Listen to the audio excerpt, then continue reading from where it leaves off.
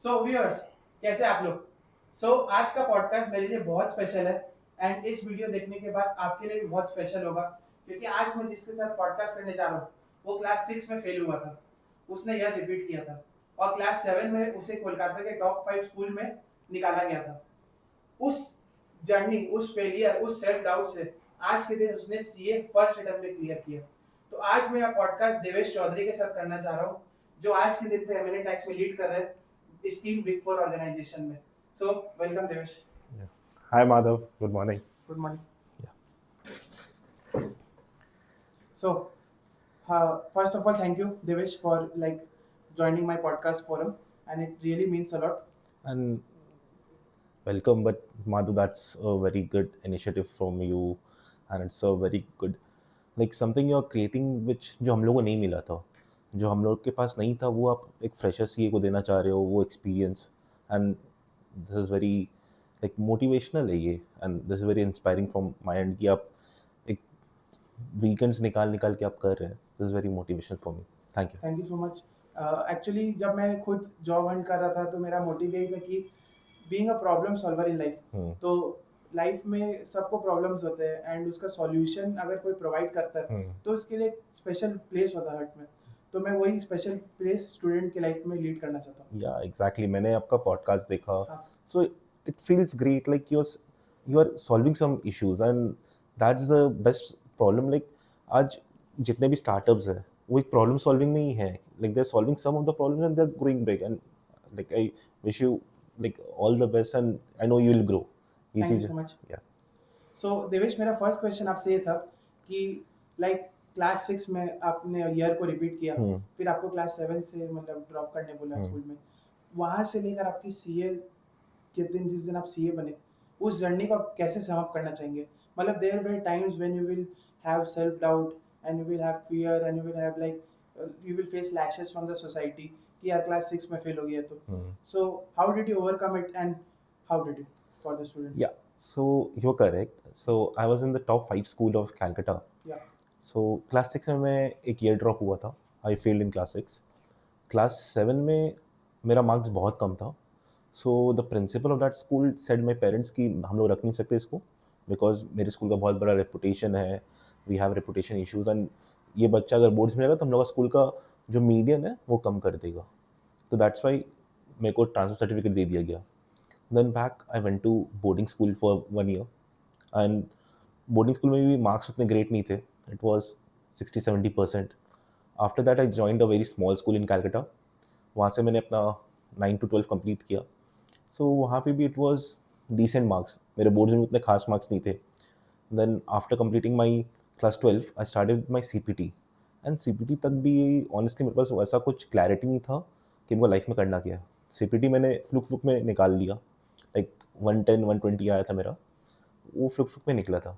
After that the turning point of my life was in 2018, जब like ऐसा था कि I was very much dependent, like I had something on my back mind कि मुझे business करना है अपने पापा का, मुझे अपने पापा के बिजनेस में जाना है. आई बिलोंग टू अ बनिया फैमिली, मुझे बिजनेस करना है. बट 2018 में ऑन लाइक एक रात में हम लोग फैक्ट्री में आग लगा एंड वी लॉस्ट 4 करोड़ का स्टॉक, मतलब 4 करोड़ के हम लोग नीचे थे उस दिन. देन उस दिन लगा लाइफ में कि भाई एवरीथिंग इज़ नॉट बिजनेस, वहाँ पर्सनल कैपेसिटी भी कुछ होना चाहिए. ये सब तो ठीक है, business is there, that's great, but एक रात में 4 करोड़ का लॉस होना, तो वो एक टर्निंग पॉइंट था लाइफ में कि हाँ कुछ करना है. तो जब 2018 में ये हुआ, मेरा अटेम्प्ट था CPT IPCC का ग्रुप 1 का, नवंबर 18 मैंने दिया, मैंने फर्स्ट अटेम्प्ट में निकाला. IPCC में इट वॉज अराउंड 80% मेरा, 70-80%, and then things are very good. Like उस समय से मेरा एक अपवर्ड कर्व चालू हुआ. बट हाँ, लाइक 6 में फेल हुआ था एंड 7 में निकाला गया था. Lovely Devesh, it's so inspiring कि and one more thing, like sorry to cut you, क्या लाइक एक चीज़ मैं बोलना चाहता हूँ कि माधव कि अगर मैं कर सकता हूँ ना CA, तो कोई भी कर सकता है. And that too in first attempt कि मैं 6 में फेल हुआ था, 7 में निकाला गया था. मेरा स्कूल में कोई ऐसा एक वीक नहीं हुआ जिस दिन मेरा पेरेंट्स कॉल नहीं हुआ है. मेरी मम्मी डेली जाती थी मेरी स्कूल, एंड मेरे भैया भी सेम स्कूल में थे. तो इट वाज लाइक कि हेल एंड हेवन का डिफरेंस था. उनका इतना तारीफ था, मेरा उतना बुरा ही था. तो एवरी वीक मेरी मम्मी जा रही है, एंड सो वो चीज़ था कि आई कैन डू इट, कोई भी कर सकता है. So I literally wanted to like clap you for you, Devish, because like you are better than a ranker. Because आप किस like background से आके क्लास 6 में रिपीट करके आपने फर्स्ट अटेम्प्ट में सीए निकाला. It's truly inspiring because you are inspiring the students जो सेल्फ डाउट में रहते हैं, जो फियर में रहते हैं, यार मेरे से होगा, क्यों नहीं होगा, तेरे से ही होगा. एंड ये चीज़ मुझसे आप मैं आपसे कंप्लीटली रिलेट कर पा रहा हूँ ये चीज़, क्योंकि I was also failure till class 7. मतलब मेरा एक या दो सब्जेक्ट में हमेशा रेड मार्क आता था. And that good bye bad bye situation I can truly relate that. मेरे भैया का 10 का मैथ्स में वो 100 मंडेड आ रहा बोर्ड्स में एंड मेरा 26 आ रहा था. सो वो बैकलैश फेस करना, वो एक बेंचमार्क को बीट करना, तो वो काफ़ी टफ जर्नी होती है. बट उससे ही इंसान मेरे को लगता है ऐसे और स्ट्रांग बनता है और मोल्ड होता है. तो और एक चीज़ मैं पूछना चाहता हूँ देवेश की, जैसे आपकी फ्रेंड्स का क्या रोल है पार्ट आपके सीए के जर्नी में? सो मैं अभी ये सब बता रहा था. सो फर्स्टली मेरी mummy is a CA finalist. Oh lovely. My mother is a CA finalist. उन्होंने सीए कंप्लीट नहीं कर पाया बिकॉज ऑफ हर वो हाउस होल्ड में लग गई थी. My elder brother was pursuing CA then. उन्होंने IPCC ग्रुप 1 तब तक निकाल लिया था. ठीक है. And I had my 3 set of friends. So one was Abhishek, one was Ankit, another one I don't want to name him. Okay. So आज अभिषेक और अंकित थे. We were there in all part of our journey. CPT, IPCC group 1, group 2 सब एक साथ निकाले. And उन लोगों का ये था कि they were with me. Like आज मेरा टैक्स स्ट्रॉन्ग है, किसी का अकाउंट स्ट्रॉन्ग है, किसी का लॉ स्ट्रॉन्ग है, तो मैं उन लोगों को टैक्स में हेल्प करता था, उन लोग मुझे अकाउंट्स में हेल्प करते थे, लॉ में हेल्प करते थे. Similarly it was a synergy. It was not 1 + 1 + 1 = 3, but it was 111. And तो वो हम लोग को बहुत हेल्प किया कि हम लोग फर्स्ट अटेम्प्ट में निकालते गए. एंड मेरा रूल था भाई, एग्जाम के टाइम में मैं किसी से बात नहीं कर रहा हूँ, बस वो 2 जन से बात कर रहा हूँ, अपने पेरेंट्स से बात कर रहा हूँ, और किसी से बात नहीं कर रहा हूँ. And apart from that I really want to thank my elder brother for this, because आज उन्होंने जितना अपना सीए जर्नी से सीखा एंड उसको पता ही कहाँ का गलती होने वाला है, उन्होंने वहाँ पे मुझे स्टॉप किया एंड गाइड किया कि देख वहाँ पे नहीं जाना है, वो नहीं करना है. जैसे सीए में पॉसिबल ही नहीं है कि आप पूरा सिलेबस कंप्लीट करके जाओ. तो इट वाज माय भैया जो पूरा चॉकआउट करते थे कि देख हम तो ये करके गया था, मेरा इतना मार्क्स आया है, तुम देख ले तुमको ये करना है कि नहीं करना है. तो मेरे को वहाँ से अंडरस्टैंडिंग मिली कि भाई ये तो सही बोल रहा है एंड इसका ट्राइड एंड टेस्टेड मेथड है. तो मैं फिर वो सब चीज़ इनकलकेट किया अपने में and that was like game changer for me. Lovely. तो मेरे को ऐसा फील होता है कि इंसान को एक बार एक वॉल क्रिएट कर देना चाहिए कि उसके लाइफ में 2-3 फ्रेंड्स हैं जो रेलिवेंट है और उसके पेरेंट्स हैं, और उस टाइम एक ही मोटिव होना चाहिए कि सीए बनना है. एंड दैट्स ट्रू कि यार 1 + 1 + 1 = 111. फ्रेंड्स का बहुत इंपॉर्टेंट रोल होता है सीए जर्नी में. एंड स्पेशली जब आपने बोला कि आपने मम्मी का सपना पूरा किया, she itself is a CA finalist, then that's a very proud moment for us. Like so actually that is, आज मेरी मम्मी के नाम के आगे सीए नहीं लग पाया, तो आज भैया ने सी लगाया और मैंने ए लगाया, तो हम लोग दोनों ने 1 साल के अंदर में वो कंप्लीट करके दिया कि दोनों बेटे हम लोग सीए बन गए. वो एक फैमिली कंप्लीट हुआ. लवली. सो व्यूअर्स, मैं यही बोलना चाहता हूँ कि आपके सामने 2 फेलियर्स बैठे हैं, एक 6 में एक 7 में. तो आज के दिन पे हम लोग हार्ड रहे लिटरली, टच वुड. तो यही बोलना चाहता हूँ, nothing is impossible and believe in yourself. सब कुछ हो जाएगा, सब कुछ. बस आपके पास विल पावर होना चाहिए. तुझसे ही होगा और किसी से नहीं होगा. So Devesh, coming towards the point कि आर्टिकलशिप आपने, एज आई रिमेंबर कि आप टॉप 5 लाइक सीए फर्म्स से की है कोलकाता में, एंड आपकी आर्टिकलशिप डीटी में रही है. तो मेरे को आप थोड़ा इनलाइट कर सकते हैं कि आप आर्टिकलशिप डीटी में क्यों चूज किए? जनरली लोग ऑडिट में जाते हैं. And how was your articleship experience? So firstly Madhav, it was like कि आप इंटर में 8 सब्जेक्ट पढ़ते हैं, ठीक है. एंड जब मैंने 8 सब्जेक्ट पूरा कंप्लीटली पढ़ा, मुझे एक सब्जेक्ट बहुत ज़्यादा फैसिनेट किया, that was direct tax. I still remember मेरे कोचिंग क्लास में लाइक मेरे को याद है कि वो डायरेक्ट टैक्स का क्वेश्चन सॉल्व होता था, मैं बैठता था, बाकी सब क्लास कर रहे हैं, उसके 2 या 3 मिनट पहले मेरा खत्म हो जाता था सब ग्रॉस टोटल इनकम का, एंड मैं जाके बोलता था कि ये आंसर है. तो एक होता है ना कि एक आदमी को अपने से एक अंदर से आता है कि उसको कौन से लाइन में जाना है, वो फील होता है. तो मेरे लिए वो डायरेक्ट टैक्स था. मेरे को बहुत अच्छा लगता था इंटरप्रिटेशन, मेरे को बहुत अच्छा लगता. And I would thank Vivek Soni sir for this. Like उन्होंने बहुत अच्छा डायरेक्ट टैक्स पढ़ाया भी था अपने को. तो वो एक अपने को मेरे को एनलाइटमेंट मिला कि मुझे ये फील्ड में जाना है. दैन जब मैंने पास हुआ, मैंने अपना articleship DV Desai and associates से कंप्लीट किया. Like it was 3 years of rugged training भाई. मतलब वो ट्रेनिंग ही मुझे, आज मैं यहाँ पे हूँ, वो फाउंडेशन स्ट्रॉन्ग किया है. लाइक आप जब इंटर पास करते हो ना, आप एक क्या होता है लाइक ये तो फ्रेश एक फ्रेश कॉलेज कॉलेज वाला बंदा जा रहा है एक कॉर्पोरेट ऑफिस में, उसके लिए बहुत नया होता है फॉर्मल्स पहन के जाना, बहुत नया होता है करना है। वो सोचता है कि भाई वो तोप है, लेकिन वो होता नहीं है। लाइक वो सोचता है कि Reality check मिल हाँ जाती वो तोप नहीं है। तो पहला 6 महीना तो मेरे को वो कुछ काम ही नहीं करवाया। लाइक काम क्या मतलब, it was of the track कि ये बाइंडर सेट बना लो, ये जेरोक्स कर लो, ये सब कर लो। तो दैट वॉज ग्रिलिंग।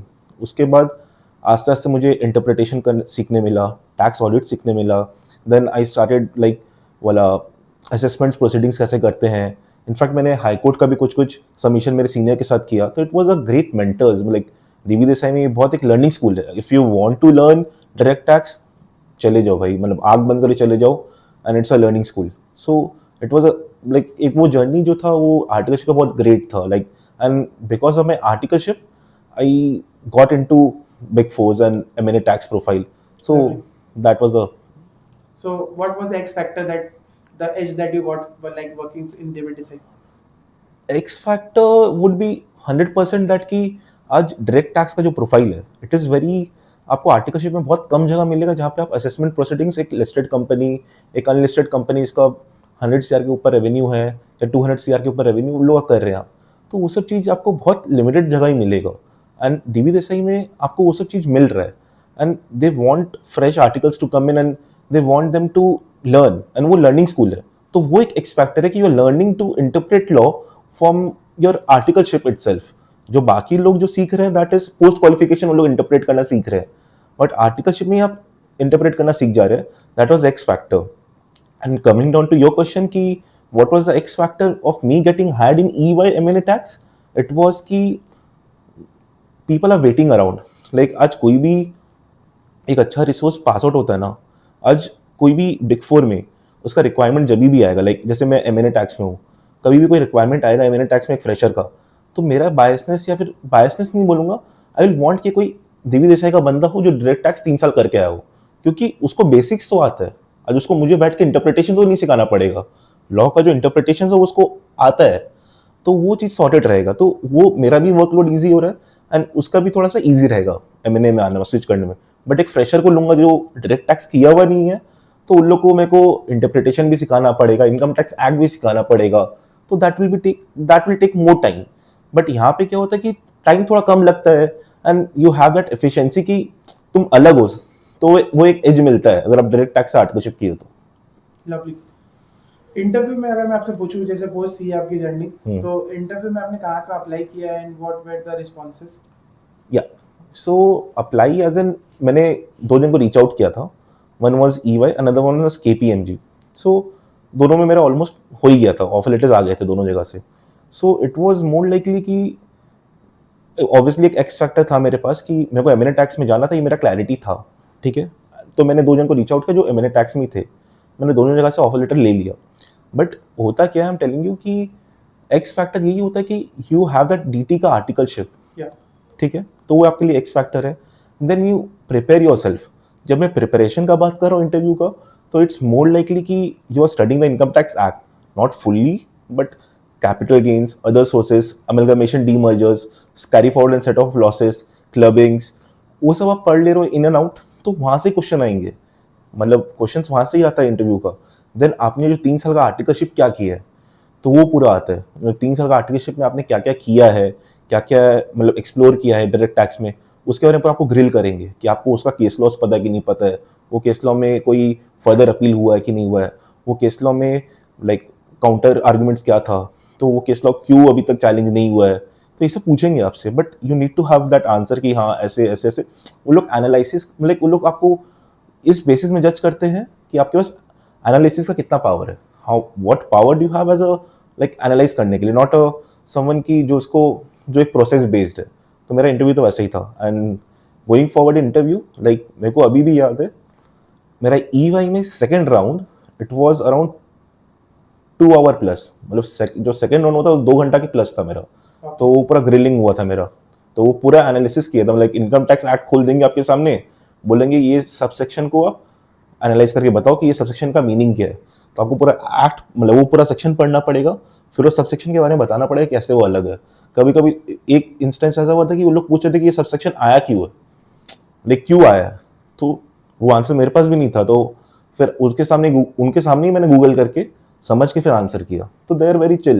एंड ऐसे आप सोच रहे कि इंटरव्यू में आपको सारा इनकम टैक्स एक्ट याद होना चाहिए, ऐसा नहीं है। You will ask the interviewer कि मुझे इनकम टैक्स एक्ट खोलना है, am I allowed to do? तो वो बोलेंगे येस, 95% पे लाइक चांसेस होगा येस, तो you can do that. So वो एक अच्छा एज मिलता है। So अगर मैं as a fresher, I am aiming to work in M&A tax. So firstly, I will get an edge if I am doing my articleship from like Definitely. yeah, from the tax perspective. And second, कि you have to be like very sound enough of the application of the income tax, right? So मेरे ख्याल से वो चीज़ आपको काफ़ी as देगा कि क्योंकि इनकम टैक्स पढ़ा तो सब नहीं है, हाँ। और आज के दिन पे मेरे को लगता है कि प्रोविजंस निकालना और हंट करना बहुत इजी हो गया। Correct. तो उसका एप्लीकेशन, उसका जो वो होता है ना, क्या बोलते हैं उसको, Analyze interpretation, या इंटरप्रिटेशन काफी इंपॉर्टेंट हो जाता है। तो मेरे ख्याल से इंटरव्यू में उस बेसिस में आपको ग्रिल किया जाता है। तो Correct. जो आपने कहा, correct. so viewers, if you are like aiming to work in M&A tax and like planning for the interview, so firstly, if you have done your articleship in tax, then you will get an edge, and secondly, the application is more important. जैसे आपने mention किया कि income tax act 90% of the cases में खोलने भी मिलता है। हाँ। तो फिर मेरे ख्याल से interpretation is the key, Interpretation. and how deeply you can analyze like the provisions and so नहीं, उन लोग जैसे पूछेंगे आपसे कि ये प्रोविजन आया है क्यों, हाँ। तो वो सब आंसर आपके पास रहना चाहिए, प्रोविजन आया क्यों। एंड केस लॉज में भी ग्रिल करते हैं क्या? हाँ। फेमस केस लॉज में, फेमस केस लॉज में ग्रिल एज इन की they don't expect that much out of a fresher, but someone down 1 or 2 years they will expect that. But अगर आप कोई सीवी में लिख रहे हो कि आपने कोई स्ट्रक्चरिंग किया है, या आपने बोला कि कुछ आपने असेसमेंट प्रोसीडिंग्स किया है, उसमें ग्रिल करेंगे केस लॉज में। बट केस लॉ लोग ज़्यादा एक्सपेक्टेशन रखते नहीं है, बट या 10-20% चांसेस रहेगा उसका भी। Okay, so like you told that आपने इंटरव्यू दिया like EY and KPMG in tax, so did you try to like hunt for the finance role? मतलब were you aiming for it, or like this is the one for me? No, so Madhav ऐसा था कि अपना I was very clear कि मुझे M&A tax ही करना है, क्योंकि मेरे को पता था फर्स्ट, मतलब आर्टिकलशिप टाइम से पता था मुझे कि डायरेक्ट टैक्स में मुझे इंटरेस्ट है, ठीक है। And why M&A tax, I am telling you कि डायरेक्ट टैक्स मैंने 3 साल कर लिया था, मेरे को एक्सप्लोर करना था एक better opportunity in taxation field other than direct taxation. तो मैंने बहुत रिसर्च करके, लाइक एक होता है ना, मैंने चेकलिस्ट बना के कट ऑफ कर करके एक M&A टैक्स में आया था, समझ के कि हाँ M&A टैक्स में मुझे जाना है। एंड सेकेंडली वो बहुत नीश प्रोफाइल है, सुनने में भी अच्छा लगता है, तो डेफिनेटली व्हाई नॉट। सो वो था। लवली देवेश। सो मेरे माइंड में एक क्वेश्चन था जो बहुत इंपॉर्टेंट है मेरे लिए और व्यूअर्स के लिए, कि M&A टैक्स, जैसे मुझे पता है मर्जर एंड एक्विजिशन टैक्स, अब बहुत बार मैं इसको सिर्फ मर्जर एक्विजिशन रिलेट कर देता था, या मैं इसको समझता था फाइनेंस का पार्ट है, या इसमें एक्चुअल में होता क्या है। I need to know from an end to end basis like what is the work in M&A tax. And मेरे माइंड में कंफ्यूजन रहता है कि is it related to direct tax की इनडायरेक्ट टैक्स की, दोनों। सो इस चीज़ का एज अ फ्रेशर आप मुझे क्लैरिटी दे सकते हो? So firstly, Madhav, I really want to tell you कि what is M&A tax, merger and acquisition tax होता क्या है। So अगर आप एक बहुत प्लेन या फिर एक बाबू फॉर्म से पूछेंगे ना, तो उन लोग आपको एक ही चीज़ बोलेगा, या तो एमलगमेशन हो गया, डीमर्जर हो, या फिर डीमर्जर हो गया, उसका टैक्स इम्प्लीकेशन। करेक्ट, ये अपना 90% जनता के पास यही व्यू है, करेक्ट। बट ऐसा नहीं होता है। तो M&A का अगर मैं बहुत सिंपल वे में अगर करूँ, तो 2 पार्ट में मैं ब्रेक कर रहा हूँ। एक होता है investment and divestment, okay. Second one is restructuring, okay. ये 2 ब्रॉडर पार्ट है। अभी इन्वेस्टमेंट डाइवेस्टमेंट के अंदर 2 चीज़ें, इधर you are doing a slump sale और आइटमाइज सेल, और you are doing a share purchase और सेल, ओके। ये हो गया अपना इस पोर्शन का, that is investment and divestment का। उसमें 2 पार्ट है, एक है आपका itemise sale and slump sale, second one is share purchase and sale. Itemise sale क्या होता है, स्लम सेल क्या होता है, जनता को पता है। हाँ करेक्ट, वो जनता को पता है अपने को, ठीक है। यहाँ पे खत्म। अब रीस्ट्रक्चरिंग में 2 तरह का होता है। एक होता है इंटरनल रीस्ट्रक्चरिंग, होता है एक्सटर्नल रीस्ट्रक्चरिंग। अब जब मैं एक्सटर्नल रीस्ट्रक्चरिंग को बोलता है, जो अपने सबको पता है वही होता है अमलगमेशन, डीमर्जर, मेजरली लाइक 75% यही है। मैं उतना टेक्निकल में घुस नहीं रहा हूँ जनता के लिए, अमलगमेशन, डीमर्जर। बट जब मैं इंटरनल रीस्ट्रक्चरिंग का बात कर रहा हूँ, उसमें आता है अपना कैपिटल रीस्ट्रक्चरिंग, उसमें आता है अपना ईसॉप्स कैसे कंपनी प्लान करना है, एमसॉप्स कैसे प्लान करना है, बाईबैक कैसे प्लान करना है, तो वो सब होता है इंटरनल रीस्ट्रक्चरिंग। तो ये सब चीज़ है। लाइक आप तो सिर्फ एक पॉइंट दिख रहे थे कि अमलगमेशन, डीमर्जर, बट यहाँ पे इतने सारे पार्ट्स है, slump sale, itemise sale, share purchase, share selling, यहाँ पे फिर आपका बाई बैक, कैपिटल डिडक्शन, आपका एमसॉप्स, ईसॉप, ये सब कुछ है. नाउ कमिंग टू ये होता है M&A ब्रॉडली से what a typical day looks like for a fresher. I would say like कि आपका मैनेजर आपके पास आएगा, एक प्रोजेक्ट आया उनके पास. तो जैसे एक कंपनी है, होल्डिंग कंपनी ए लिमिटेड. ए लिमिटेड के नीचे एक सब्सिडरी है बी लिमिटेड. बी लिमिटेड का 4-5 अंडरटेकिंग है. अब उसमें से एक अंडरटेकिंग को लेके जाना है दूसरे कंपनी में, एंड वहाँ पे लेके वो दूसरे company that is B C limited, उसको लिस्ट करना अपने को स्टॉक एक्सचेंज में. तब अपने पास अपने को देखना होता है ओवरऑल पर्सपेक्टिव से ये कैसे अचीव हो सकता है. तो फर्स्टली अपने को इनकम टैक्स एक्ट तो देखना ही पड़ेगा, ठीक है. For tax perspective. हाँ करेक्ट. फॉर टैक्स पर्सपेक्टिव हम लोग इनकम टैक्स एक्ट देखेंगे. सेकेंडली हम लोग फेमा देखेंगे अगर कोई क्रॉस बॉर्डर ट्रांजेक्शन है कि नहीं है, ठीक है. थर्डली अगर ए लिमिटेड अपना अगर लिस्टेड कंपनी रहेगा तो अपने को सेबी रूल्स भी देखना है. कंपनीज एक्ट तो देखना ही है अपने को. तो वैसे it is not just income tax act, मतलब ये चीज़ मैं बोलना चाहूँगा, it is not income tax act. एक ओवरऑल आपको सारा सब कुछ देख के आपको एक स्कोप काफी वाइड हाँ है. करेक्ट. तो वो चीज़ आपको करना पड़ता है. नाउ कमिंग टूवर्ड्स की मतलब टिपिकली आपको क्या करना पड़ेगा इज दैट आपको पहले फ्रेशर को बहुत पढ़ना पड़ता है. It is very evolving, like it is a very evolving profile. तो उसमें बहुत it demands reading and understanding like provisions, reading and understanding case laws, फिर उसको इम्प्लीमेंट कैसे करते हैं. ऑब्वियसली कोई सीख के नहीं आता ये सब, मुझे भी नहीं आता था एंड शायद अभी भी मैं सीख रहा हूँ. तो इट इज़ मोर ऑफन कि आपके सीनियर्स आपको गाइड करेंगे. यू नीड टू अंडरस्टैंड कैसे होता है क्या नहीं होता है. तो इसमें it demands lot of learning, it demands lot of मतलब इवॉल्विंग, बहुत ज़्यादा इवॉल्विंग है.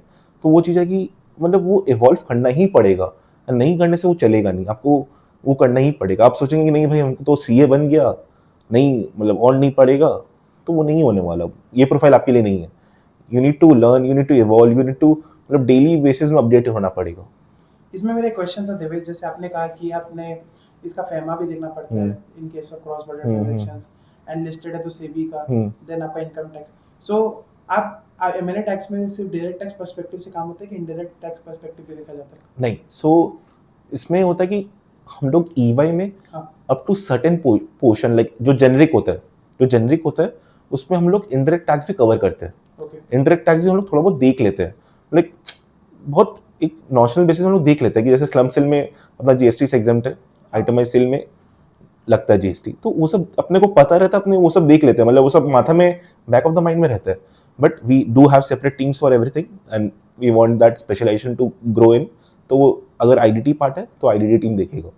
और एक प्रोजेक्ट कितना वीक का चलता है? जैसे अगर मैं ड्यू डिलिजेंस की बात करूं तो हम लोग का 4 to 6 वीक्स का प्रोजेक्ट होता है. तो शुरुआत में डेटा स्लो रहता है, फिर डेटा आता है तो हम लोग का प्रेशर चालू हो जाता है, फिर हम लोग आईआरएल क्यूएनए बनाते हैं, फिर हम लोग का रिपोर्ट बनता है. तो how does a project look like in M&A tax? So Madhav, ये मतलब दिस इज नॉट समथिंग कि मैं क्वांटिफाई कर पाऊंगा. हाँ. ओके, ये क्वांटिफाई करना it's next to impossible, because बहुत सारे प्रोजेक्ट छोटे रहते हैं. जैसे आपको ईसॉप्स का कोई प्रोजेक्ट मिला तो दैट इज़ वेरी लाइक वो हो जाएगा, ठीक है. आईपीओ प्रोजेक्ट रहा तो 6-8 मंथ्स चलता है. तो इसको क्वांटिफाई करना बहुत मुश्किल है ये प्रोफाइल में. But on a standard basis अगर आप बोलेंगे तो it takes around 6 to 8 weeks to complete, like on an average, like on averagely 8 weeks लगता है एक प्रोजेक्ट को कंप्लीट होने में. एंड लाइक जैसे आपने बोला कि due diligence, so due diligence का एक पार्ट होता है टैक्स डिलिजेंस. तो वो सब तो अपने कर लेते हैं, that is not a big deal until कोई लिस्टेड कंपनी हो या बहुत बड़ा कंपनी हो. तो वो सब अपने को 4-5 वीक्स में अपने कर लेते हैं, डिपेंडिंग अपॉन डेटास कैसे आ रहे हैं. ऑब्वियसली वो चीज़ क्लाइंट के ऊपर डिपेंड करता है. What are the sectors that you've handled, Devesh, and like any particular client specific like you wanted to mention? So client specific I would say कि मैंने जितना भी हैंडल किया अभी last, so it was all startups. Okay. All startups. So when I mean startups like M&A is mostly demand, like जो मेरे को feel होता है इट्स ऑन स्टार्टअप. बिकॉज एक स्टार्टअप का कैसे कैप टेबल होना चाहिए, उसका कैसे ईसॉप्स प्लानिंग होगा, कैसे एमसॉप्स प्लानिंग होगा, उसका फर्दर फंड रेजिंग में कैसे हो रहा है, अगर कोई सेकेंडरीज हो रहे हैं, अगर फाउंडर्स अपना स्टेक बेचना चाहते हैं तो उसको प्लान आउट करना, फाउंडर का पूरा टैक्स, फाउंडर्स का पूरा मतलब you are helping the founders कि कैसे एक टैक्स न्यूट्रलाइज वे में आप अपना स्टेक बेच सकते हैं सेकेंडरीज में. तो इट्स मेजरली स्टार्टअप बिकॉज एक you have a broader picture, like एक स्टार्टअप को बेबी से, लाइक जैसे सपोजिंगली कोई भी एक सेकेंडरी से आप हेल्प करना स्टार्ट किए हैं और उसको IPO तक आप हेल्प कर रहे हैं, तो वहाँ पे बहुत ज़्यादा एक लंबा टाइम मिलता है आपको कि एक सेकेंडरी से लेके पूरा एंड टू एंड आप देख रहे हैं. So for me there was one startup, तो मैंने वहाँ पे असिस्ट किया था उन लोग के IPO प्रोजेक्ट में. सो it was classical, like it's like कि भाई कंपनी मेरा नहीं है, मैं एक सिर्फ टैक्स एडवाइज़र हूँ, ठीक है. बट मुझे सब पता है कि कंपनी में कौन इन्वेस्ट कर रहा है कौन नहीं कर. ऑब्वियसली ये सब सेंसिटिव रहता है, ये सब हम लोग से एडवाइस देते तो सेंसिटिव रहता है. तो आप लोग को पता रहता है कि कंपनी में कौन आना चाह रहा है, हु आर इन्वेस्टिंग, कौन कैप टेबल में है. सो एंड कभी कभी तो ऐसा होता है ना माधव कि न्यूज़ में तो वो 4 दिन बाद आ रहा है, लेकिन आपको पहले से ही पता कि ये कैप टेबल में है, he is planning to acquire, like कोई भी film star is planning to acquire in a percentage of stake in a company. तो आपको पहले से पता है क्योंकि आप ही प्लान कर रहे हो उसका कैसे वो सेल ऑफ होगा, कैसे ट्रांजैक्शन रूट होगा, वो आप ही प्लान कर रहे हो. तो आपको पता है कि कोई फिल्म स्टार, कोई कोई बड़ा सेलिब्रिटी आपका इन्वेस्ट कर रहा है कोई भी कंपनी में, और बाई चांस वो कंपनी आपका क्लाइंट है, तो आपको पता रहेगा कि वो कैसे इन्वेस्टमेंट आ रहा है. उसके बाद आपका न्यूज़ में जाता है, तो दैट इज समथिंग कि वो आपको पहले से पता है. एंड सेकेंडली IPO वाला चीज़ की जब like for me like a star moment was that कि मैंने एक कंपनी को IPO में असिस्ट किया. लाइक वो प्रोजेक्ट चला था 4 months, पूरा 4 months लंबा चला था. I was fully involve in that. जब वो लिस्ट होता है ना, जिस दिन वो स्टॉक एक्सचेंज में लिस्ट होता है, सो it's like a personal will. Like भाई मेरे पास एक स्टॉक भी नहीं है उसका, ना मेरा फैमिली का कोई स्टॉक है, मेरे पास कुछ भी नहीं है. I am just a tax advisor, ना वो मेरा कंपनी है. बट जब वो लिस्ट होता है ना, तो इट्स लाइक वो अचीवमेंट है आपके लिए कि हाँ भाई कि एक प्रोजेक्ट आप लीड किए जो जो पूरा दुनिया देख रहा है कि वो लिस्ट हो गया. तो that's like a achievement. And वो सब आपका कभी भी पे वाइज कभी भी वो सब नहीं कंपेयर हो सकता. वो सब एक मेंटल सेटिस्फैक्शन होता है, वो सब बहुत बड़ा सेटिस्फैक्शन होता है आपके लिए. मेरे को लगता है it's more bigger than money. तो जैसे मैं भी, जैसे अगर मैं कोई कंपनी है उसका फंड रेज करा रहा हूँ एंड वो IPO आ रहा है उसका, करेक्ट न्यूज़ आ रहा है कि उसको इतना फंडिंग मिल गया, तो एक अचीवमेंट फील होता है, काफी फ्रूटफुल रहता है, वो खुद का वर्क जॉब कर रहे हैं. या एंड अचीवमेंट ये भी रहता है कि सपोजिंगली आपके पास you have lots and lots of data to mine in to study. तो आपके पास ये बहुत बड़ा प्रोफाइल है, it is not a small. मत सोचेगा ये अमलगमेशन एंड डीमर्जर है. Like I want to like ये चीज़ मैं बोलो ये अमलगमेशन डीमर्जर है ही नहीं, ये बहुत अलग है. And this is something very exceptional कि वो चीज़ तो कभी कैलकुलेट ही नहीं कर सकते आप. And coming back to like startups लोगों को बहुत रिक्वायरमेंट होता है, लाइक कि उन लोगों का ग्रुप स्ट्रक्चर क्लीन करना. लाइक प्री IPO लोग ग्रुप स्ट्रक्चर क्लीन करवाते हैं, उन लोग कैप टेबल क्लीन करवाते हैं. तो वो सब चीज़ें बहुत बहुत डिमांडिंग है. एंड आई थिंक 2025 टू 2030 ये 5 साल तो स्टार्टअप्स के ही रहने वाले हैं. लाइक स्टार्टअप्स रूल कर रहे हैं. एंड बैंगलोर जैसे शहर में तो हर गली में एक स्टार्टअप है. Like every corner there is one startup और एल्स. सो या आई लव्ड इट. जितना स्टार्टअप्स खोलेंगे उतना अपना बोनस ज़्यादा मिलेगा अपने को, प्राइस ज़्यादा. So it was just on a lighter note. So मेरा क्वेश्चन था कि M&A टैक्स जैसे आप कर रहे हो और एक डायरेक्ट टैक्स की टीम है, एक इनडायरेक्ट टैक्स की टीम है, तो how will you differentiate the work of the three? Because ये हमारे माइंड में काफ़ी कंफ्यूजन चल रहा है, क्योंकि M&A टैक्स में जैसे आपने बताया कि आपने डायरेक्ट टैक्स रिलेटेड प्रोविजन देते हैं, बट आपका जो क्लाइंट स्पेसिफिक है वो कोई स्लम सेल में या अमलगमेशन रिकंस्ट्रक्शन में है, या वो इंटरनल रिकंस्ट्रक्शन कर रहे हैं. तो as a direct tax team, as a indirect tax team and as an M&A tax team, how will you differentiate the three? या सो डायरेक्ट टैक्स टीम जब मैं बोलता हूँ तो उन लोग का काम क्या रहेगा? उन लोग का काम रहेगा रिटर्न प्रिपरेशन, रिटर्न पूरा रिटर्न गाइडेंस करेंगे आपका, ठीक है. टैक्स ऑडिट्स नहीं करेंगे उन लोग. टैक्स ऑडिट आपका रिव्यू कर लेंगे, एक बार ऊपर से रिव्यू कर लेंगे, ठीक है. आपका कोई भी असेसमेंट्स आया उन लोग करेंगे, कोई भी टैक्स गाइडेंस चाहिए उन लोग करेंगे. उन लोग M&A का काम नहीं करेंगे. More of a compliance. No not really compliance, but assessment is like assessments भी होता है, तो it's not a compliance. Okay. Now coming to this indirect tax तो पूरा डिफरेंट है. यहाँ पे हमने बात करें इनकम टैक्स एक्ट का, वहाँ पे बात करें अपने GST उन लोग का जो भी है, तो वहाँ पे लोग GST में पूरा एकदम स्पेशलाइज करके रखे हैं. और ना हम लोग का जो है we are into core merger and acquisition tax. जब मैं मर्जर एंड एक्विजिशन टैक्स का बोल रहा हूँ तो it's a combination of all, like income tax है, GST थोड़ा सा like 10% 20%, FEMA, SEBI, companies act, हम लोग को सब देख के एक ओवरऑल ट्रांजैक्शन को अपने को बोलना पड़ता है. जैसे आप बोले माधव, जैसे आपका जो क्लासेस है वो एक बहुत बड़ा स्केल में हो गया, तो आप बोलेंगे कि supposing you want to acquire Bhanwar Borana classes और JK शाह क्लासेस, तब आप आए, तब आप बोलेंगे देख देवेश मेरे को एक्वायर करना ही है, इसका एंड टू एंड तुझे देखना है।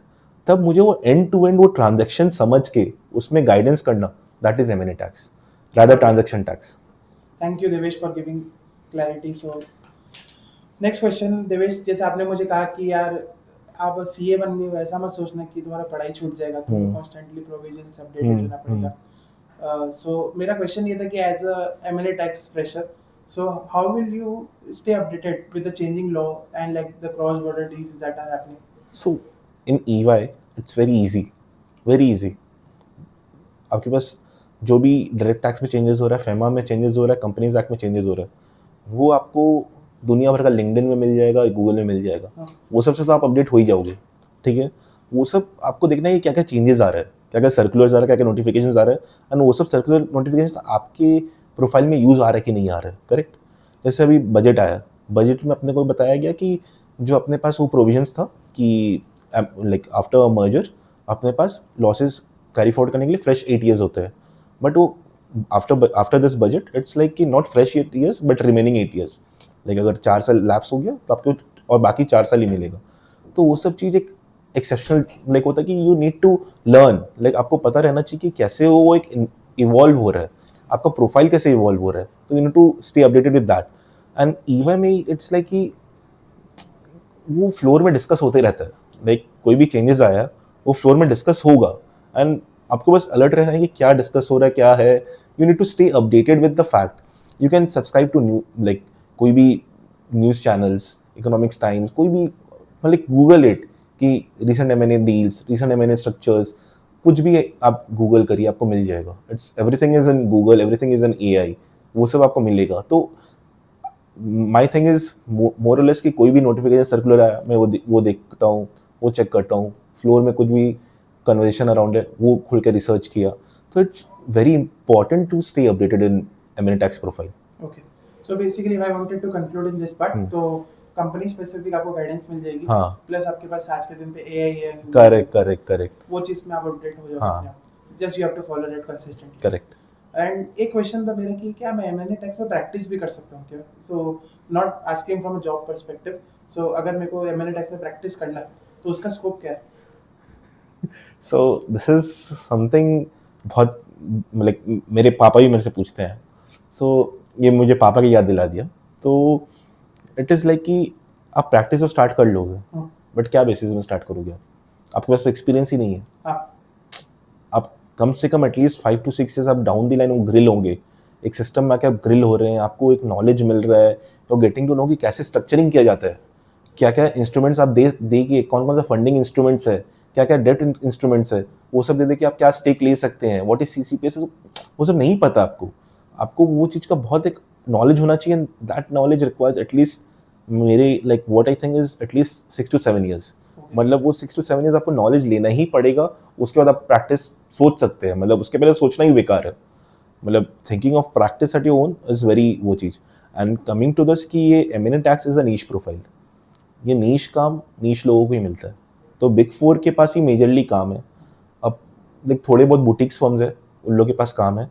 सो आई डोंट थिंक कि एज अ इंडिविजुअल कोई स्टार्ट करेगा तो उसको वो क्लाइंटेल मिलने वाले मे बी मिल सकते हैं, that is a separate thing, but as by like बहुत कम मिलेगा, क्योंकि जो नीश काम रहता है वो तो बिग 4 और बुटीक फर्म्स लेके चले जाएंगे, तो आपके पास बहुत कम स्कोप रहेगा, बहुत कम स्कोप। मतलब वो क्रीम निकालने का स्कोप बहुत कम है। हाँ, and भाई पैसे तो क्रीम में बनते हैं, बाकी सब तो मतलब वो सब कॉन्ट्रैक्ट रहता है, बाकी सब कॉन्ट्रैक्ट रहता है, क्रीम में ही पैसे बनते हैं आज के डेट में। एंड सो देवेश, मैं आपसे ये क्वेश्चन पूछना चाहता हूँ कि ऐसा कोई डील था या कोई ट्रांजैक्शन था या कोई भी क्रॉस बॉर्डर ट्रांजैक्शन जिसमें आप पार्ट थे और आपको बहुत थ्रिल फील आया या बहुत अचीवमेंट का फील आया? जैसे आपने पहले भी 2-3 मिनट पहले मेंशन किया था, जैसे आपने एक प्रोजेक्ट किया जिसका IPO की लिस्टिंग हुई 6 महीने तक, तो उसके अलावा मतलब आपको ऐसा कोई ट्रांजैक्शन या थ्रिल जो आपको लगा कि बहुत फ्रूटफुल लगा, एक अचीवमेंट वाली फीलिंग? सो मेरा फर्स्ट प्रोजेक्ट था वो, हाँ, एंड मैं एक फेमस F2 ड्राइवर अपना इंडिया का, उसके कंपनी का ड्यू डिलीजेंस करके उसका कंपनी का पूरा एडवाइस करा था कि उसका कंपनी कैसे एक टैक्स एफिशिएंट वे में वर्क कर सकता है। तो मैं जब मैं घुसते गया तो I was not a F2 लेवर, मैं F2 लेवर F1 लेवर मैं नहीं था कभी भी, बट मैंने वो प्रोजेक्ट लिया, आई अंडरस्टूड कि F2 का मॉडल क्या है, उसका स्पॉन्सरशिप कैसे आता है, उसका एडवर्टाइजमेंट क्या होता है। जो F2 टी शर्ट जो पहनते हैं ना रेसर लोग, हाँ। उसका ये स्पेस भी बिकता है। यहाँ पे जो एडवर्टाइजमेंट स्पेस होता है वो सब बिकता है, उसका हेलमेट के ऊपर का स्पेस बिकता है। तो वो सब कॉन्ट्रैक्ट पढ़ पढ़ के आपको पता चलता है कि कैसे हो रहा है। तो मैंने वो F2 रेसर का मैंने स्ट्रक्चरिंग किया था कि उसका कंपनी कैसे स्ट्रक्चर करके उसका लॉसेस एक टैक्स एफिशिएंट वे में एक क्योंकि वो इनिशियली लॉस करते हैं। आज F2 रेसर लोगों का क्या होता है, उन लोगों का एक ह्यूज ट्रेनिंग कॉस्ट होता है, ह्यूज लिविंग कॉस्ट होता है, लोग बाहर रह रहे हैं, उन लोगों का बाहर ट्रेनिंग हो रहा है, तो वो सब बहुत बड़ा कॉस्ट होता है। तो वो सब कॉस्ट लॉसेज रहता है।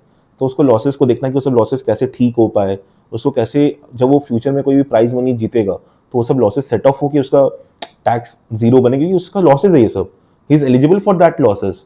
तो वो सब चीज़ किए थे। एंड जब वो F2 रेसर अभी रिसेंटली जीता तो दैट्स लाइक वो कुछ लगता नहीं है मेरा, हाँ। बट दैट्स समथिंग कि वो you get a personal touch कि भाई I work for this and वो अभी यहाँ पे। तो दैट्स समथिंग मेरे लिए तो अचीवमेंट है।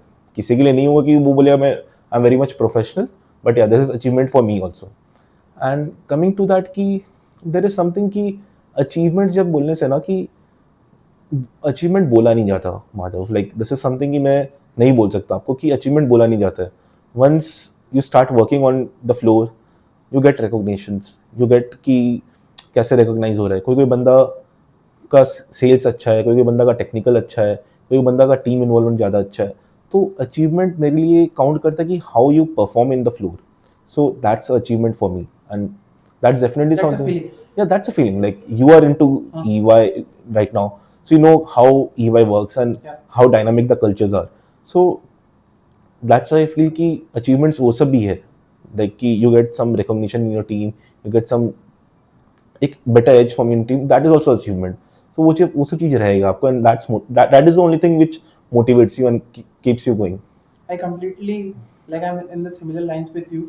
जैसे आपने F1 का बोला, हाँ। तो मेरे केस में क्या है कि जैसे मैं अगर कभी रास्ते में जा रहा हूँ, मैं कोई बिल्डिंग देख रहा हूँ जो बन रहा है, तो मैं उसका मार्जिन कैलकुलेट करने लग जाता हूँ। फिर हाँ। जैसे मैं कोई कैफे जा रहा हूँ, मैं पहले लेमन टर्म्स में सोचता था, बट अब मेरे को समझ में आने लग गया कि ये सस्टेनेबल है कि नहीं। तो यार अपने मर्जर एक्विजिशन स्पेसिफिक मैं बोलूँ तो in and out of a business जानता है, तो उससे काफ़ी हेल्प होता है as a person to grow करने के लिए। करेक्ट, आपको पता होता है कि ये बिजनेस कितना हाँ। मतलब क्या वैल्यूएशन में है, इसका क्या वैल्यूएशन होने वाला है, इसका क्या स्टेक प्रमोटर्स के पास है, इसका क्या स्टेक प्रमोटर सेल आउट करने वाला है। तो you note that, Yeah. You know कि कैसे क्या वर्क ऑन होने वाला है। लाइक बहुत सारे ऐसा था कि आपके पास कोई एंजल इन्वेस्टर्स इन्वेस्ट करने वाले हैं, आपको पता रहता है। You know the cap table of the company कितना सेंसिटिव होता है, वो कितना sensitive, you know that. So that is the thing कि you have a lot of data, but that comes with a responsibility, that comes with a utmost Yeah. responsibility. But it's a like it's something which is unexceptional, वो आपको नहीं मिलने वाला। Big four में ये domain बहुत मतलब this is a huge exposure. So yeah highly recommended. Yes, definitely Devesh. So Devesh, अगर मैं लर्निंग कर्व की बात करूँ तो एज अ फ्रेशर और 2 साल आपको हो गया है मैंने टैक्स में, so how is learning curve, how you evolve yourself? Madhav it's see learning is a thing जो कभी रुकता नहीं है आई हाँ। बिलीव। और जो प्रोफाइल में मैं हूँ उसमें लर्निंग डिमांड करते हैं। लाइक मैं 10 साल 12 साल 20 साल भी हो जाएगा तो मुझे लर्न करना पड़ेगा। बट लर्निंग कर्व को ऑब्वियसली एडवांटेज मिलता है। व्हेन आई से एडवांटेज, सो पहले मैं छोटे छोटे चीज़ों को लेकर स्ट्रगल करता था। लाइक जैसे आपने कोई एक डील किया तो आपको पता है कि वो डील में क्या क्या स्ट्रक्चर था, लाइक बिगिनिंग स्ट्रक्चर क्या है, एंड स्ट्रक्चर क्या है, एंड आपने उसको कैसे अचीव किया। ठीक है, 3 थिंग्स, बिगिनिंग एंडिंग कैसे अचीव किया, वो आपके मसल मेमोरी में रहेगा। एंड सपोजिंगली अगर आपके पास कोई एक बड़ा डील आया उसमें छोटा सा पार्ट ऐसा रहेगा, देन आपने उसको रेप्लिकेट कर दिया, तो उसको बोलते हैं लर्निंग कर्व। जैसे ये होगा एक बहुत बहुत छोटा example. On a bigger example is that कि यू आप जैसे स्टडी करते रहते हैं, you study the income tax provisions, you study case laws, you study like white papers. EY का खुद का वाइट पेपर्स बहुत वैल्यूबल रहता है। तो आप जब वो सब स्टडी करते हो तो आपके पास वो सब रहता है, मसल मेमोरी में वो स्टोर होते रहता है। Once you read that is getting stored in your muscle memory, हाँ इसका ऐसे होगा, उसका वैसे होगा। तो वो एक इट्स नॉट अ ब्रेन, वो एक रोबोट जैसा काम करने लग जाता है। कि कोई भी आपसे पूछ रहा है कि कैसे ये स्ट्रक्चरिंग कैसे होगा, तो आपको पता है उस आपने आप खुद से बोलोगे like down the line 2 years 3 years बाद आप खुद से बोलोगे इसका ये एक ऑप्शन है, ये एक ऑप्शन है, ये ऑप्शन है, उसमें से ये ऑप्शन में ये टैक्स इम्प्लीकेशन है, उसमें ये टैक्स इम्प्लीकेशन है, उसमें ये टैक्स इम्प्लीकेशन, इसको कैसे रिड्यूस कर सकते हैं। तो वो एक मसल मेमोरी आपका लर्निंग कर्व से ही आएगा। And the best thing is to read और कोई ऑप्शन नहीं है. ओके एंड यहाँ पर हायरार्की एंड प्रमोशंस कैसे हैं मैंने टैक्स में? Yeah. So hierarchy is firstly is there are consultants, then it is senior consultant. Senior consultant के बाद आपके पास मैनेजर होता है. मैनेजर के बाद सीनियर मैनेजर के बाद डायरेक्टर के बाद पार्टनर. ओके. की जर्नी कितने साल की है? हाँ. So consultant you can expect it around 2 years. लगभग आपका Okay. परफॉर्मेंस अच्छा रहा 2 years. अगर परफॉर्मेंस थोड़ा खराब रहा 3 years. Now consultant to senior consultant. Now senior consultant to manager is again 2 years. अच्छा परफॉर्मेंस रहा तो, खराब परफॉर्मेंस रहा तो 3 years. 3 years से ज़्यादा नहीं लगेगा. आई थिंक कि वो लोग सिस्टम कोई ऐसा नहीं है, सब कोई 2 years में ले लेते हैं. After that manager is 3 years. Senior manager is again 3 years. Director is again 3 years. मतलब मैनेजर तक इट्स 2 years एंड मैनेजर के बाद इट्स 3 years. सो बट वो डिपेंड करता है कि इट्स ऑब्वियसली मतलब ये एक स्टैंडर्ड बोला हूँ मैं, बट इसके बाद आपका परफॉर्मेंस कैसा रहता है, आपका टीम के प्रति आपका कैसा रेवेन्यू है, हाउ मच लाइक केपेबल, तो वो कैपेबिलिटीज़ पे डिपेंड करता है. And it's not a fix thing, but this is a generic cycle which I am talking to you right now. But this is not a specific कि आप सोचोगे कि हाँ 2 साल में तो मैं वो मिल ही जाएगा, तो वो चीज़ नहीं होता. आपको प्रूव करना होगा. लाइक इट इज़ लाइक कि what I think is that कि once you are in second year, जैसे कंसल्टेंट 1 में हूँ, जब आप कंसल्टेंट सेकंड ईयर में पहुंचते हो, you need to perform like a senior consultant, तब आपको प्रमोशन मिलेगा.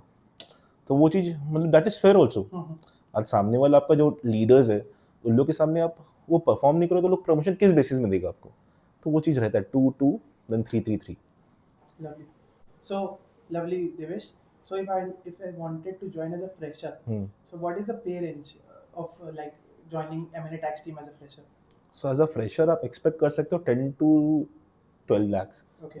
बट कोई फॉर्म 13 भी दे रहे हैं, सो 10 to 13 आप एक्सपेक्ट कर सकते हो. And that depends upon your interview. आपका इंटरव्यू कैसा जा रहा है उस पर डिपेंड करता है. किसी को 9 भी मिलता है, but 10 is the market. Like market 10 तो मिनिमम दे ही रहा है. तो And variable? वेरिएबल डिपेंड करता है. देखो फर्स्ट ईयर में अगर आप आ रहे हो तो फर्स्ट ईयर में वेरिएबल पोर्शन थोड़ा कम रहता है because you are learning. Second year में थोड़ा कम रहेगा. द वेरिएबल पोर्शन हिट करना कब स्टार्ट करता है, जब थर्ड ईयर आप पार करते हो. Okay. तब वो वेरिएबल पोर्शंस लाइक 20-25% डिपेंड करता है आपका कैसा परफॉर्मेंस है. तो performance based हाँ होगा. परफॉर्मेंस बेस्ड है तो वो मिलता है. लाइक दैट इज समथिंग कि वो मिलता है. एंड ऑब्वियसली कुछ चीज़ें आपके हाथों में भी नहीं रहती है. सम आर एक्सटर्नल, कि आपका एक्सटर्नल फैक्टर्स कि आपका फर्म कैसे परफॉर्म कर रहा है, आपका टीम ओवरऑल कैसे परफॉर्म किया है, आपका जो प्रैक्टिस है वो लोकेशन वो कैसा परफॉर्म किया. तो वो सब एक्सटर्नल फैक्टर्स है जो आपके हाथ में नहीं है. बट या variable portion is very good in this profile.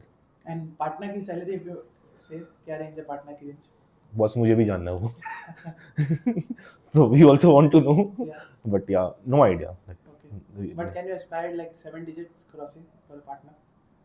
Definitely. Oh, yeah. तभी they have that, like they have that energy, they have that sense of responsibility, they have that sense of belonging. Like something which I learned from Bangalore culture is that sense of belonging. They consider themselves as a part of team, not a like a boss. So that's something which I learned, and that's something you can also expect. But yeah, that's the minimum amount you can expect that. A follow-up question on this. Divesh. Yeah. जैसे आपने बार-बार Bangalore mention किया. So you are from Kolkata. So what are the locations that are you get mostly placed in M&A tax? See, M&A tax mostly when I said this is Yeah. startups, PEVC funds demand more of a M&A work, M&A Yeah. tax work. Okay. अब आप पूछेंगे startup को तो चाहिए होगा, मैं समझ में आ रहा है. PEVC फंड को क्यों चाहिए होगा? अरे भाई उन लोग ही तो स्टार्टअप में इन्वेस्ट कर रहे हैं. तो उन लोग को ड्यू डिलिजेंस कुछ सपोर्ट चाहिए. तो उन लोग को चाहिए होता है.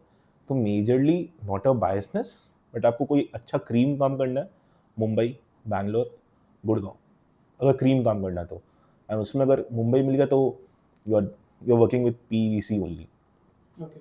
इन्वेस्टमेंट फंड्स के साथ काम कर रहे हो. गुड़गांव में भी है एंड बैंगलोर में तो स्टार्टअप्स हब के लिए. ये 3 छोड़ के कलकत्ता में भी है, बट ठीक है, मतलब I prefer Bangalore more. Yeah. Exposure ज़्यादा बाहर है. वो तो ऑब्वियसली है, मतलब any day. Like I still remember like something of the topic. I still remember the first time I flew from Calcutta to Bangalore. Like क्या इंफ्रास्ट्रक्चर है. So something that city give me everything, like post qualification. And in fact like one of the best thing of my best moment of my journey was जब मैं CA बना था, like the moment I was checking my result, I was on my cab from Bangalore to Bangalore airport. Oh, that's nice. तो मैं cab में बैठ के मैं चेक कर रहा था अपना And result. Bangalore has like saturated, captured you. हाँ, like everything is on Bangalore मेरा. बहुत दुख होता है यार कि जैसे Kolkata is a factory of CS I believe.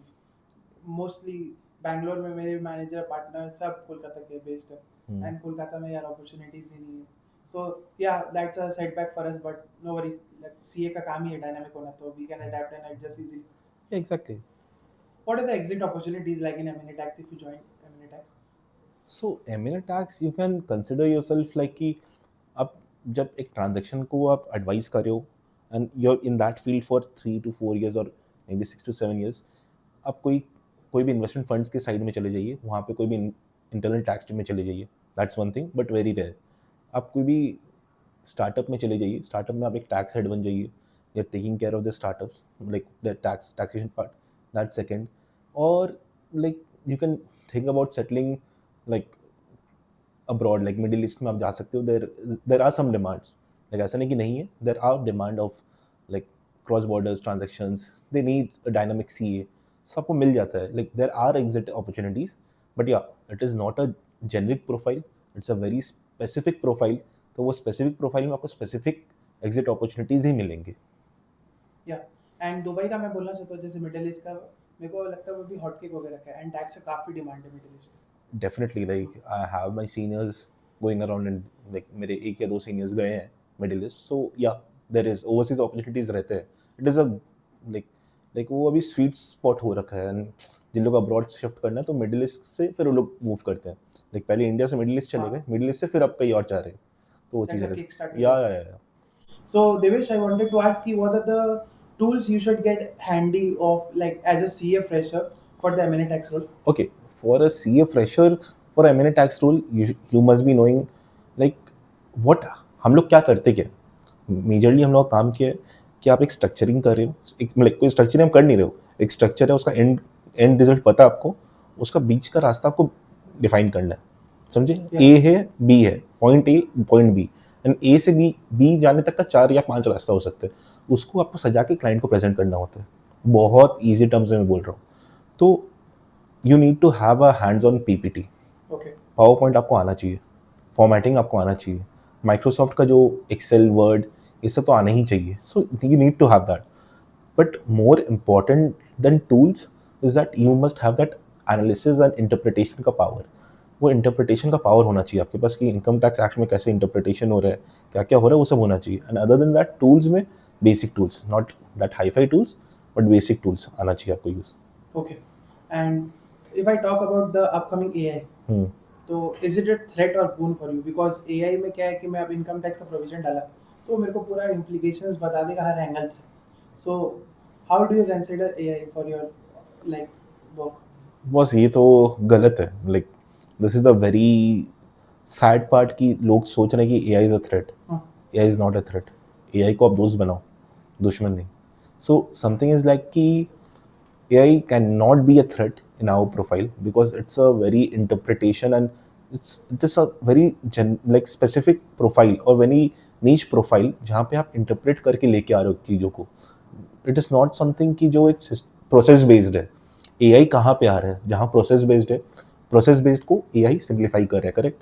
Something जो जहाँ पे interpretation या जहाँ पे human skills चाहिए, वहाँ पे AI काम नहीं कर पा रहा है.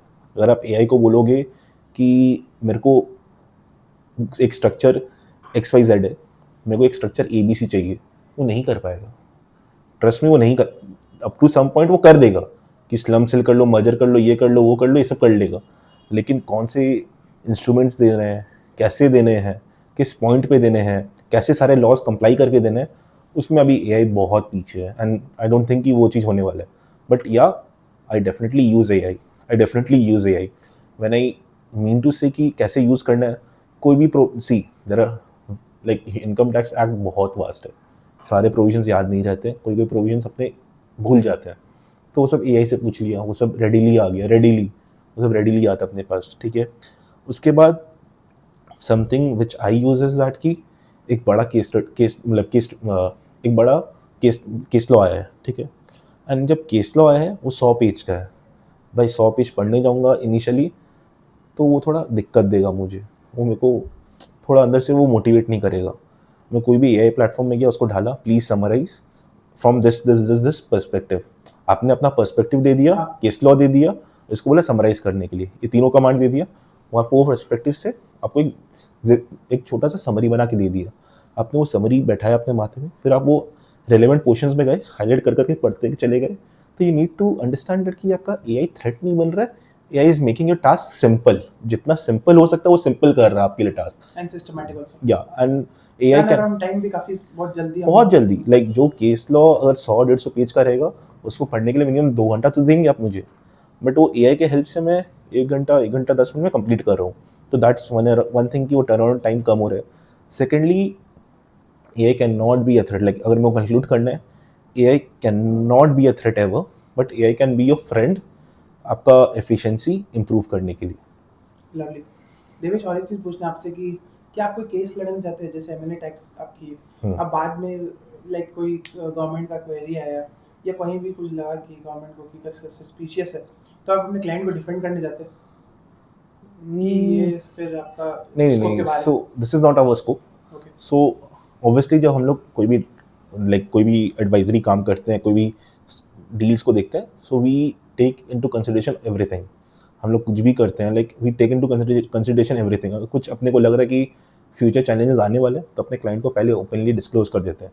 फिर क्लाइंट अपना जाके सीनियर काउंसिल से अपना ओपिनियन ले रहा है, तो सीनियर काउंसिल ओपिनियन ले रहा है, वो सब उन लोगों का सेकंड थॉट है। But we can not, like as a EY, we can not afford to like expose our client to any litigation or anything। बहुत systematic way में, बहुत like there are, if I had to tell you, एक tax में अपना होता है कि 3 level of comfort होता है। हाँ। एक होता है शोड लेवल, एक होता है एमिल्टियन, एक होता है कि नो, ठीक है। तो ईवाई एमिल्टियन में भी बहुत डीपली काम करता है। मतलब शूट लेवल में अगर कुछ हुआ तब वो एडवाइस कर देता है, एमिल्टियन में वो नहीं करता है। मतलब वो दोनों चीज़ बताएगा, भाई देख आप जा रहे हो इसमें, इसका ये रिस्क है, इसका ये रिवॉर्ड है, इसका ये रिस्क है, इसका ये रिवॉर्ड है। देन आई विल से कि आप सीनियर काउंसिल ओपिनियन ले लीजिए, लेकिन हम लोग को ठीक नहीं लगता है। It's very calculatable. हम लोग we can not think of exposing our client to any litigations. वो चीज़ हम लोग कभी सोच ही नहीं सकते। This is very ethically wrong, मतलब ये एथिकली बहुत गलत हो जाता है। So you can not expect that. That's why client hire Big Four, as you said. Yeah. Definitely, it's not about EY, but yeah, definitely all the Big Fours go in that manner because वो trust है boss. मतलब anyone coming to Big Four is that कि वो अपना सब कुछ trust करके आपके पास आ रहे हैं to take that कि they want to, मतलब उन लोग ये सब न्यूसेंस फेस नहीं कर सकते।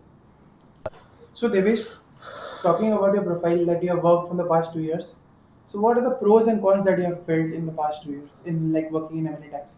So pros and cons, if I had to tell you, one is that कि you have a strong technical foundation। जब आप 3-4 साल काम कर लेते हो, आपका टेक्निकल इतना स्ट्रांग हो जाता है, आपको डीटी आता है, आपको फेमा आता है, आपको लाइक कंपनीज एक्ट थोड़ा बहुत आ रहा है, आपको सेबी आ रहा है। सो एक स्ट्रॉन्ग टेक्निकल फाउंडेशन बन जा रहा है आपका, इतना स्ट्रॉन्ग बन जा रहा है कि कोई आपको हिला नहीं पाएगा। Like you are not dependent upon something, but you are dependent upon your knowledge. तो that's one thing. Second is that कि it's a very high demand job. When you are getting, आप एक नीश प्रोफाइल में आप अपने आप को नीश करते जा रहे हो, मतलब आप एक नीश प्रोफाइल है, उसमें आप अपने आप को डेवलप करते करते आप स्केल कर रहे हो, तो उसका डिमांड हमेशा रहेगा। ओके, तो वो चीज़ है कि आपको बहुत सारा डिमांड रहेगा। थर्डली इज दैट कि क्रॉस बॉर्डर आपकी अपॉर्चुनिटीज़ बहुत ज़्यादा है। आपको मिडिल ईस्ट जाना है, आपको मिल जाएगा। मिडिल ईस्ट आप कहीं और चली जाएगी, तो क्रॉस बॉर्डर ट्रांजेक्शन आप कर रहे हो तो आपको क्रॉस बॉर्डर अपॉर्चुनिटीज़ मिलते जाएंगे आपको। ओके, और एक प्रोज है कि यू आर गेटिंग लाइक जो टिकट साइज ऑफ वो डील होता है, एक डील होता है, कोई छोटा मोटा डील आता नहीं है अपने पास। एक आईपीओ प्रोजेक्ट है बॉस, कितना कुछ है सीखने के लिए। Like working on a big ticket deals, एक छोटा मोटा काम नहीं कर रहे हो, तो वो एक मेरे लिए तो प्रोज है भाई कि आप एक बहुत बड़ा काम कर रहे हो।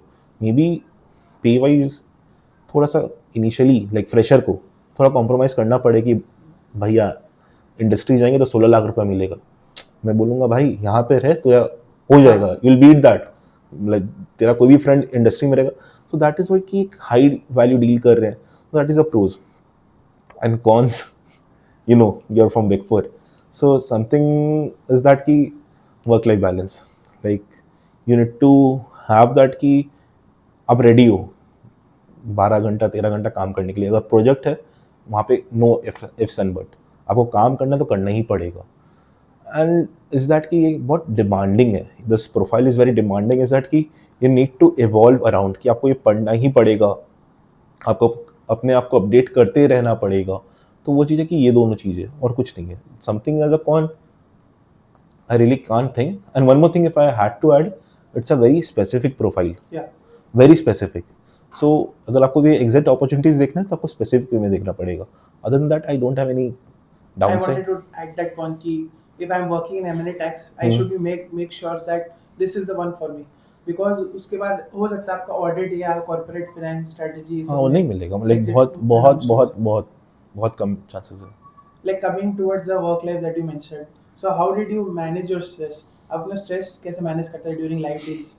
सो लाइव डील्स में स्ट्रेस मैनेज करने के लिए when I was in Bangalore itself, जब मैं बैंगलोर से काम कर रहा हूँ तो मेरे भैया है, तो रात को मे बी 11:30 12 बजे तक लॉग आउट किया, थोड़ा रिलैक्स किया अपने को, आधा घंटा अपने आप को रिलैक्स किया, फिर आधा घंटा का बाइक राइड में चला गया। बैंगलोर 12:30 के बाद इट्स वेरी प्लेजेंट, बैंगलोर में बाइक राइड के लिए चला गया, आधा एक घंटा बाइक राइड करके आ गया। नहीं हुआ, मेरे फ्रेंड्स, मेरा एक और फ्रेंड है, he is in KPMG M&A tax, तो उसको कॉल कर लिया, अरे कैसा है, क्या चल रहा है, मेरा तो वाट लगा पड़ा है, ये वो, तो वो सब एक्सचेंज हो रहा है। नहीं हुआ तो you have that right set of people, right set of mentors, right set of people around you जो आपको मोटिवेट करेंगे। So you need to have that. ऐसा नहीं है कि किसी को भी अगर like something which my mentor taught me like in EY, so it was like कि अब अभी क्या है, अभी you are slogging for 13-14 hours a day, ठीक है, बट आपका पे बहुत कम है, ठीक है, तो आपके लिए यहाँ पे इम्बैलेंस है, दिस इम्बैलेंस कि आप काम ज़्यादा करो पैसा कम मिल रहा है, ठीक है, बट इमेजिन समथिंग आफ्टर 40, आप काम कम करोगे पैसा ज़्यादा मिलेगा। So to have that imbalance over there, you need to have that imbalance over here also, समझे, लाइक यहाँ पे 80-20 है तो वहाँ पे भी 20-80 तो होगा ना, तो वो चीज़ रहे, वो कॉन्सेप्ट में मैं, वो कॉन्सेप्ट में को अब फील होता है, that helps me going.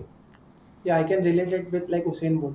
Yeah. So many people say that like uh, his per second revenue is like in millions when he's running, but you're not seeing the years that he has given his ass off. Correct So correct. definitely I agree with you. And also I would like to add कि मेरा ऐसा feel है कि life में purpose होना चाहिए। If we see our fathers, like they were slogging around till now only, after 60 like crossing 60s, so अपने को नेक्स्ट 7 to 8 years देना अपना लाइफ का, और मैक्सिमम 10 ईयर्स, मैक्सिमम 10 ईयर्स देंगे, तो उसके बाद थोड़ा सा आपका लाइफ में एक सेटल डाउन या फिर एक थोड़ा सा चिल फेज आएगा आपका लाइफ में। तो मेरे को लगता है कि यार एक ही तो लाइफ मिला है, whenever you feel down, I feel that you should go to like railway station and see the reality of India, and you will feel very very blessed that यार 12 घंटा करो पैसा मिल रहा है। शाहरुख खान ने बोला था एक बार कि कभी भी कंप्लेन मत करना कि काम ज़्यादा है, क्योंकि जब काम नहीं होगा ना तो उससे बड़ी कंप्लेन कुछ नहीं होगी।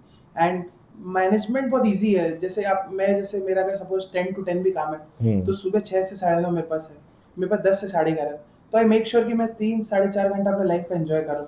एंड बहुत बार होता है जब आपका डेटा नहीं आ रहा तो you should enjoy that period. So big four में एक चीज़ मुझे अच्छी लगती है कि यहाँ पर अनसर्टेनिटी है, यहाँ पर एकदम सेम 9 to 5 वाला कंसेप्ट नहीं है। सो वन मोर थिंग मेरे को ऐड करना है, समथिंग इज बिग फोर जो मेरे को सिखाया इज दैट लाइक जहाँ से मैं आया था and what my background was, वहाँ पे मैक्रो मैनेजमेंट बहुत ज़्यादा हो रहा था, बहुत ज़्यादा। बिग फोर में वो सब नहीं है भाई, आपको दे दिया गया है एक जॉब, आपको करना है, बस एक टास्क दिया है आपको, वो एग्जीक्यूट करना है, एंड टू एंड करके कंप्लीट करना है। सो उसमें वो सब नहीं रहेगा कि भाई तू 15 मिनट क्या कर रहा था, तू 20 मिनट क्या कर रहा था, वो सब नहीं, उन लोगों को आंसर चाहिए कॉन्क्रीट। एंड ये सब मत सोचिएगा कि अच्छा चलो ये सब आंसर नहीं पूछते, ये सब क्वेश्चन नहीं पूछते हैं तो हम लोग फाके ही मार सकते हैं, बॉस वेरी डिफिकल्ट, वो सब पता चल जाता है, who is performing well, who is not performing, वो सब पता चल जाता है। Yeah, any myth about M&A tax you want to bust? Like one I would like to add कि like if I've done my articleship from audit, will I able to make like M&A tax as a fresher? Yeah, definitely. We have multiple people coming from articleship in audit to M&A tax. So वो सब कोई matter नहीं करता है, मतलब matter is that कि मैंने जो बोला आपको पहले, आपको प्रोविजन रीड करना आना चाहिए, प्रोविजन को एनालाइज करना आना चाहिए, एंड प्रोविजन को इम्प्लीमेंट करना आना चाहिए। रीड, एनालाइज, इम्प्लीमेंट, ये चीज़ अगर आ रहा है आपको तो आराम से फ्रेशर को मिल सकता है. रीड, एनालाइज, इम्प्लीमेंट बस. And coming to something myth is that कि बहुत जन ना एफडीडी और एम&ए टैक्स को एक जैसा सोच लेते हैं. हाँ. मतलब दोनों अलग प्रोफाइल है लेकिन दोनों को एग्जिस्ट करते हैं. हाँ. But FDD is very different, M&A is very different, M&A tax is very different. So from a FDD is that कि आप एक बिजनेस को, कोई धंधा को एक्वायर करना है तो वो धंधा के बारे में आप सिनर्जी समझ रहे हैं कि उसका सिनर्जी क्या है, उसका डेट इक्विटी रेशियो समझ रहे हैं, उसका पी समझ रहे हैं, उसका टर्म समझ रहे हैं कि उसका कैसे, उसका इबिटा कैसा है, हाँ. उसका सिनर्जी कैसे आ सकता है, वो क्या लीगली वो कंपनी ठीक है कि नहीं है, वो सब आप लोग देखते हैं. अब हम लोग जब देखते हैं वो टैक्स ड्यू डिलिजेंस रहता है तो हम लोग देखते हैं कि जो कंपनी हम लोग एक्वायर करने वाले हैं उसका टैक्स लायबिलिटी कुछ आने वाला है क्या फ्यूचर्स में, उसका टैक्स रिटर्न्स भरा हुआ है कि नहीं है, उसका टैक्स रिटर्न्स ठीक से फाइल हुआ है कि नहीं है, फिर उसका कोई ऐसा कोई क्लेम नहीं हुआ है पास्ट में जिसका जो कंटिंजेंट है, तो वो सब एनालाइज करते हैं from a tax stand point. So this is very different, this is very different. अगर आप कोई डील का बात कर रहे हैं तो हम लोग का क्लियर रोल रहता है, आप लोग का क्लियर रोल रहता है. You are from FDD, so it's like कि FDD is very different, this is very different. So I feel that most of the myths we have already covered in our questions. Lastly, there was any advice for the aspiring CAs who is watching our video? See, the point is कि aspiration, so the point is कि अगर मैं कर सकता हूँ ना CA तो आप लोग डेफिनेटली कर सकते हो. मैं क्लास 6 में फेल हुआ, 7 में स्कूल से निकाला गया. रिश्तेदार लोग तो भाई सोचते थे कि ये तो पापा का धंधा संभालेगा, ऐसा कुछ होने वाला नहीं है, 10 में पढ़ेगा भी नहीं, पास भी नहीं होगा. 10 पास करने के लिए मेरे लिए डिफिकल्ट था. तो वहाँ से मैं वन शॉट क्लियर किया हूँ CA, आर्टिकलशिप अच्छे जगह से किया हूँ, अपना पोस्ट क्वालिफिकेशन में एक अच्छे फर्म में कर रहा हूँ. So if I can do it, everybody can, like everybody, anybody can. वो एक राइट माइंडसेट होना चाहिए, वो बाउंड्री होना चाहिए, एक पागल होना पड़ेगा, लाइक वो एक पागलपन, एक जुनून होना पड़ेगा कि सब कुछ छोड़ के आपको वो पढ़ना है. Intent matters a lot. Intent, like everything is about intent. आप इंटेंट मैटर करता है. And secondly I would say that have a great mentors. Like something which really helped me was having great mentors in my life. My elder brother was my biggest mentor then. So उन्होंने जो guide किया मुझे, मैं उनकी गलतियों से सीख के वो गलती अपने में नहीं किया. उन्होंने जो गलती किया है वहाँ से उन्होंने सीखा, फिर उन्होंने मेरे लाइफ में इम्प्लीमेंट किया. तो शायद मैं जो फर्स्ट अटेम्प्ट बना हूँ that is because of my parents and my brother. And फिर मैं जो जैसे मेरे को जो पता चला कि भैया ने ये गलती करके ये सीखा है, फिर मैंने वही पास ऑन किया मेरे फ्रेंड्स को, अभिषेक और अंकित को, कि देख ऐसे ऐसे करते, ऐसे ऐसे भैया बोले हो जाएगा ऐसे. तो उन्होंने भी पास करके, वो ट्राइड एंड टेस्टेड मेथड है. सो दैट्स द थिंग कि वो इंटेंट मैटर करता है, हैविंग अ ग्रेट मेंटर्स. मेरा एक ही लाइन है, मैं नहीं तो कौन बे. आपका होगा हो क्या रहेगा, आपसे नहीं तो किसी से नहीं होगा. इस एटीट्यूड से आप एग्जाम देने जाओगे तो लिख के रख लो, आपको कोई फेल नहीं कर सकता. So wishing you all the best and thank you so much Devesh. Thanks a lot Madhav. Yeah. या थैंक यू.